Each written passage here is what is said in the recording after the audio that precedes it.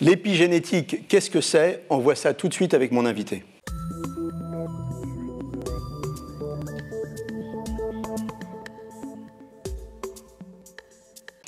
Je suis avec le professeur Gilbert Deray, vous êtes néphrologue et pharmacologue à la Pitié-Salpêtrière et vous êtes l'auteur de « Choisissez votre destin génétique ». Alors, quand on parle de génétique, on a toujours tendance à dire qu'on hérite de ces gènes, qu'on est victime du poids de la génétique, c'est ce qu'on nous a dit, et vous me dites, pas du tout, non, on peut maîtriser son destin génétique. Absolument. En fait, on nous a élevés depuis les années 50, Watson et Crick, la découverte de la structure de l'ADN, que tout était en fait inscrit, et que nos parents, un spermatozoïde qui rencontrait donc un ovule, nous avaient tout donné. Alors c'est vrai en partie, c'est vrai pour notre taille, la couleur de nos yeux, la couleur de nos cheveux, si nous serons un jour chauves. Et par contre, pour le reste, c'est-à-dire notre santé, les maladies, effectivement tout est inscrit. Mais c'est nous qui allons décider si nous activons ou si nous désactivons les bons et les mauvais gènes. C'est-à-dire que si je vous comprends bien, d'abord ça ne se joue pas sur un gène, bien souvent, mais bon, c'est un peu plus compliqué que ça, mais disons que ça se joue sur un gène. Ce gène, je l'ai, il est porteur de quelque chose, et mon mode de vie, mon environnement, ce que je fais finalement de ma vie, va faire qu'il va s'exprimer, comme on dit. Donc, c'est comme s'il y avait une petite lumière, et je vais m'exprimer ou pas. C'est tout à fait ça. En fait, ce sont quelques groupes chimiques qui vont se fixer dessus ou non, principalement des groupes dits méthyl, qui vont l'ouvrir comme une fleur, comme une corolle. S'il est ouvert, il s'exprime. S'il est fermé, il ne s'exprime pas. Donc, on peut tout à fait avoir le gène du cancer du pancréas fermé, il ne s'exprimera jamais. Et c'est parfaitement démontré. D'accord. Donc, ça veut dire aussi que tous les excès de la médecine prédictive, qui est de dire vous avez, c'est le syndrome Angelina Jolie, vous aurez tel cancer, on vous fait une double mastectomie, là vous dites il faut être prudent. Alors, attention, c'est 80-85%. Il va rester des situations où malheureusement, à peu près quoi que l'on fasse, on diminuera ce risque, et vous avez choisi Angelina Jolie, mais on ne va pas l'éliminer. Donc son choix, il est extraordinairement difficile, et je le comprends. Majoritairement, pour ce qui va nous arriver, on a le contrôle. Pas à 100%, mais c'est déjà énorme à 85%. Absolument.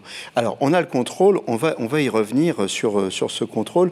Vous évoquez 6 comportements différents qui sont 6 comportements de contrôle de notre vie et de contrôle qui vont faire que ces gènes vont s'exprimer ou pas et qu'on va donc réduire ou pas nos facteurs de risque. Alors, en premier, il y a le stress. Absolument. Alors, le stress, c'est très intéressant. Le stress, c'est un instrument de survie. Ça a été inventé il y a des millions d'années pour nous permettre de fuir devant le danger. Très utile, évidemment, mais surtout très utile quand on était poursuivi par le mammouth ou le tigre à grandes dents. C'est évidemment beaucoup moins utile maintenant, parce que vous pouvez regarder autour de vous, il n'y en a pas beaucoup. Non. Et puis, le stress dont on sait qu'il est toxique sur le long terme, ça ne posait pas de problème il y a 10 000 ans et même il y a 200 ans. L'espérance de vie, c'était 25 ans. Et nous avons, en 2 siècles, donné au stress ce qui lui manquait pour nous tuer, le temps. Nous avons triplé l'espérance de vie. Donc nous devons absolument, dans cette société qui est dure, qui est stressante, apprendre à le contrôler. Après, il y a plein de façons de le contrôler. Évidemment, c'est pas facile de dire à quelqu'un, gérez votre stress. C'est plus facile de lui dire de changer de mode d'alimentation. Mais quand même, on doit s'interroger sur la façon dont on vit, et on peut reprendre une partie du contrôle de sa vie. Par exemple, on sait que les personnes toxiques, c'est contagieux. Et que les personnes qui vous sont bénéfiques, c'est aussi contagieux. Donc on doit réfléchir aux personnes qui nous entourent. On sait qu'un environnement professionnel qui vous mène à ce qu'on appelle vulgairement le burn-out, c'est toxique pour la santé. Donc il faut réagir avant le burn-out. Et puis il y a plein d'autres méthodes pour gérer ce stress. Par exemple, de rallumer la musique partout où on est. La lecture, c'est le plus puissant anti-stress qui existe. En 6 minutes, vous diminuez votre taux de cortisol de moitié. Et puis il y a toutes ces choses modernes dont on parle beaucoup. Tai chi, méditation, respiration profonde, ça marche. Et effectivement, je conseille de s'engager dans cette voie d'une réflexion. Et moi, j'ai souvent à mes patients la chose suivante. Quand vous vous levez le matin, regardez-vous dans la glace. Si vous ne pouvez pas vous dire « je suis belle » ou « beau », alors c'est qu'il y a quelque chose qu'il va falloir changer. Je vais vous le dire, vous êtes beau. Alors, moi, je me le dis tous les matins, mais je ne sais pas si c'est vrai. Mais si, c'est vrai. Après le stress, la nutrition. Très important, la nutrition. La nutrition, alors on en parle beaucoup, c'est un must, c'est effectivement extrêmement important. Malheureusement... Mais c'est pas facile de changer alors, voilà. la manière dont on a l'habitude de se nourrir, qui date de l'enfance, qui date... On doit revenir aux origines. D'abord, la nutrition, ce n'est pas que de l'alimentation, c'est un mode de vie. Quand on mange, c'est pas pour nourrir un estomac, c'est pour échanger avec quelqu'un qui est en face de soi, pour commencer. Et puis, il y a la durée de son repas. Un repas, ça doit durer au moins 20 minutes. Pourquoi? Parce que l'information pour passer de l'estomac au cerveau, c'est 20 minutes. Si vous mangez vite, et on mange tous en moins de 10 minutes, vous mangerez plus, et donc vous prendrez du poids. La nutrition, c'est une façon de gérer le stress, si elle est belle, s'il y a des couleurs, si vous parlez à la personne qui est en face de vous. Donc quand on parle nutrition, on parle environnement, on met la musique, on se parle, on discute, on raconte sa journée. La nutrition, c'est aussi un rythme, c'est 3 repas par jour. Ça n'est pas qu'un dîner qui donc va être trop riche. On évite de sauter le petit déjeuner qui est important dans la journée. Et on a déséquilibré cette nutrition. On devrait avoir un petit déjeuner plutôt riche, 30-40% de nos calories, un déjeuner équivalent et le soir moins. On fait l'inverse. On court, on court, on court, on court. Et enfin, bien sûr, la nutrition, c'est un contenu. Et là, on va faire simple. Le bon régime, c'est le régime méditerranéen. Point à la ligne. Les autres régimes, en particulier Dukan, cétogène, vous les oubliez, ils sont toxiques et pas efficaces pour le poids. Ceci dit, il y a le régime méditerranéen, mais on va pondérer, il y a aussi des zones bleues dans le monde où on vit très très vieux, qui sont différentes du régime méditerranéen, mais qui ont des similitudes.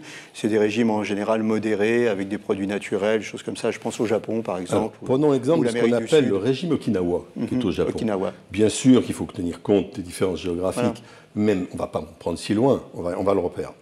En Suède ou en Norvège, ils auront un régime plutôt nordique. Mais en fait, ce qui se rejoint dans ces régimes, c'est plusieurs choses. Un, c'est le mode de vie. Oui. Le régime Okinawa, ce n'est pas simplement un mode de nutrition. C'est un endroit où on a inventé le karaté, par exemple. C'est un endroit où les personnes âgées restent incorporées dans la famille jusqu'au terme de leur vie. Et Dieu que c'est important. C'est un endroit où l'activité physique est importante. C'est un endroit où on échange. Et en plus, ils ont effectivement une alimentation qui n'est pas du tout le régime méditerranéen, mais qui est équilibrée. Donc oui, et modérée. Et modérée. Donc oui, il y en a d'autres qui sont tout à fait bien. Bien sûr. Pour ce qui est de l'Europe, gardez le régime méditerranéen. L'activité physique. Vitale. D'abord, par quoi est-elle définie? 30 minutes de marche rapide par jour. Ce n'est pas la peine de courir, mais 30 minutes de marche d'activité physique par jour. Deuxièmement, souvenons-nous de nos origines. Nous ne sommes tous que des grands singes, chasseurs-cueilleurs. Notre code génétique, il croit encore qu'on est dans la savane. 10 000 ans, et on était dans la savane, c'est trop peu pour un code génétique. Il ne comprend pas que je suis assis sur un fauteuil et vous qui allez tourner pendant des heures et des heures. Non, il faut qu'on bouge. Le corps est fait pour bouger. La sédentarité, elle tue. Elle tue des millions de personnes par an. On est une société sédentaire. On peut faire 30 000 km quasiment sans faire un pas. On prend l'ascenseur, on monte dans un taxi, on prend un avion, on remonte dans l'ascenseur, etc. Et donc l'activité physique, 30 minutes de marche par jour, elle est vitale. Ce qui est vital aussi, c'est l'environnement. Vous parlez de la solitude. Société de la solitude. En particulier les personnes âgées qu'on met dans ces maisons où elles sont toutes seules. Là encore, la solitude, ça tue. On n'est pas fait pour être seul. Donc il faut veiller à notre environnement. Donc la personne âgée, il faut, dans la mesure du possible, la garder intégrée dans la famille, ou en tout cas aller lui rendre visite. Et il faut aussi que, entre nous, même quand on est en groupe, on peut être seul, hein, il faut, entre nous, veiller à ce qu'il y ait des échanges, veiller à ce qu'on soit dans un environnement non toxique, professionnel ou personnel. Et donc cette idée de la solitude vaut dans une société où on n'a jamais été aussi nombreux, où l'urbanisation fait qu'on est tous dans un même endroit par millions de personnes, où en fait on ne se rencontre pas, on ne se parle pas, et plus important, on ne se touche pas. Ce qui nous amène au quotidien, hein, le bien-être au quotidien. Vous parlez du sommeil, des rires et des câlins. Les câlins, vous aimez ça? Oui, le quotidien. Dieu qu'on a perdu des choses. Alors on pourrait passer des heures à parler de ça. On n'a pas beaucoup de temps. On n'a pas beaucoup de temps. Alors on va essayer d'évoquer certaines choses. Premièrement, où que vous soyez, allumez la musique, j'ai déjà dit. Dans votre voiture, dans le métro avec des écouteurs chez vous, la musique provoque un feu d'artifice cérébral, des libérations d'hormones massivement bénéfiques. Allumez-la. Deuxièmement, le câlin. La peau, c'est l'organe le plus grand de l'organisme, 1,8 m². Et elle contient des récepteurs. Quand vous la touchez, il se passe des choses. Elle est vitale, la peau, elle transmet des informations. Alors ça peut être des informations douloureuses, mais ça peut être aussi des informations bénéfiques. Ne pas se toucher est une erreur médicale. À tel point d'ailleurs qu'on se souviendra que Il y a 50 ans, on a dit aux mamans et aux papas, touchez plus vos enfants. Puis on s'est aperçu que c'était grave, on les faisait mourir. Hein. Et maintenant, on est revenu en arrière, à la naissance, il est obligé de mettre l'enfant sur la peau de sa mère et de son père. Le contact cutané est important. Et pour nous, les adultes, oui, le câlin, c'est important. Alors, il peut être sexuel ou non sexuel. Ce qu'on appelle le hug, oui, on devrait en faire.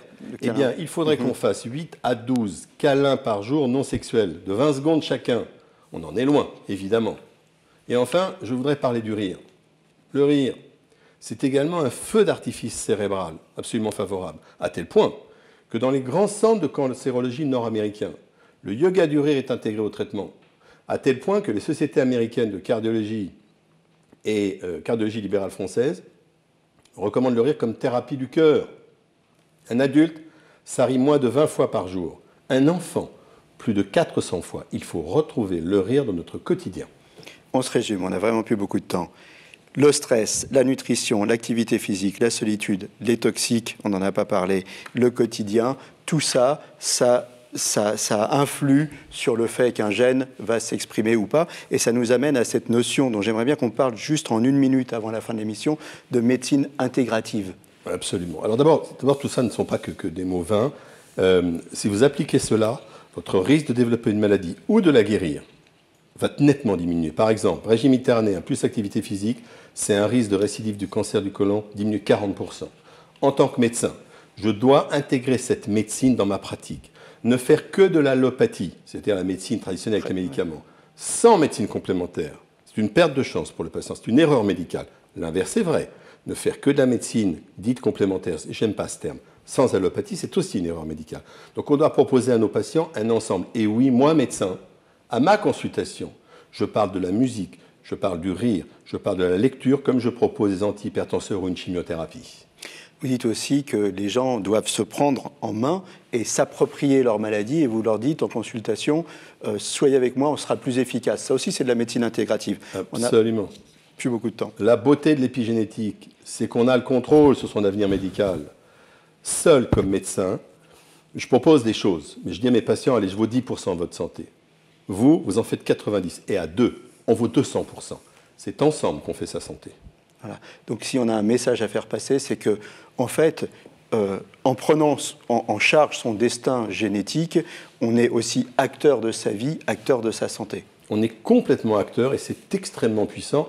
Et c'est ce que j'ai voulu résumer dans ce livre avec des conseils d'ordre pratique. Donc oui, on a le contrôle, allez-y, ça en vaut la peine.